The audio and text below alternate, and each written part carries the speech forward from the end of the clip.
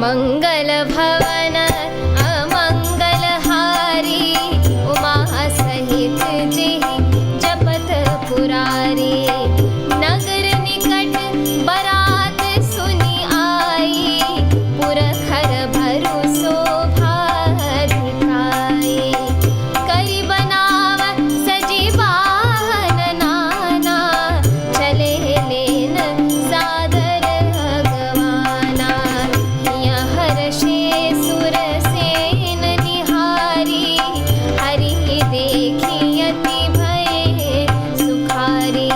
शिव समाज जब देखन लागे, बिडरि चले वाहन सब भागे। धरि धीरजु तह रहे सयाने, बालक सब लय जीव पराने। गए भवन पूछहि पितु माता, कहहि बचन भय कंपित गाता। कहि अकाह कहि जाय न पाता, जम कर धार किधौं परियाता।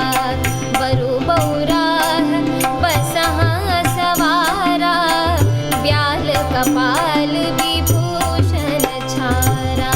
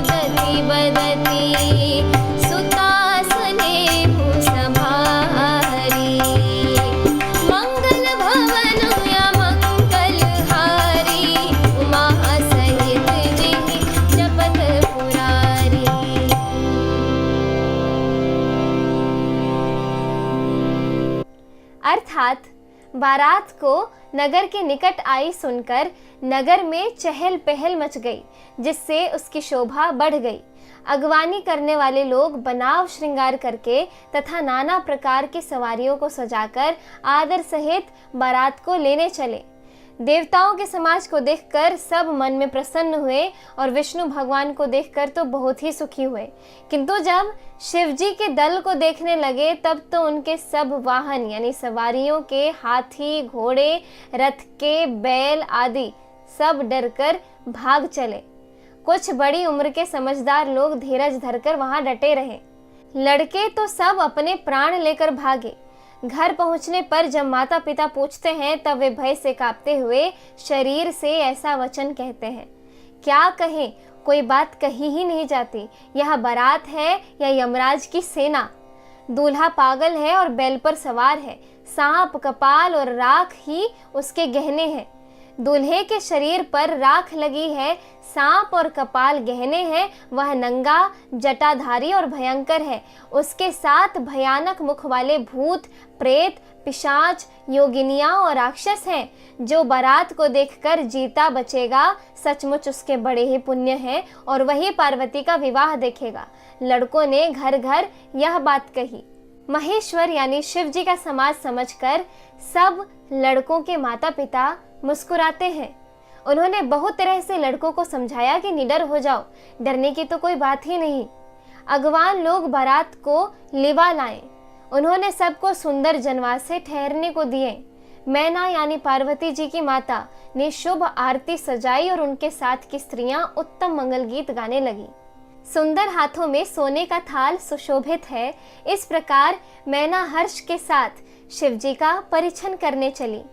जब महादेव जी को भयानक वेश में देखा तब तो स्त्रियों के मन में बड़ा भारी भय उत्पन्न हो गया। बहुत ही डर के मारे भागकर वे घर में घुस गई और शिव जी जहाँ जनवासा था वहां चले गए।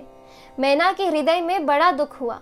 उन्होंने पार्वती जी को अपने पास बुला लिया और अत्यंत स्नेह से गोद में बैठाकर अपने नील कमल के समान नेत्रों में आंसू भरकर कहा, जिस विधाता ने तुमको ऐसा सुंदर रूप दिया है, उस मूर्ख ने तुम्हारे दूल्हे को बावला कैसा बना दिया।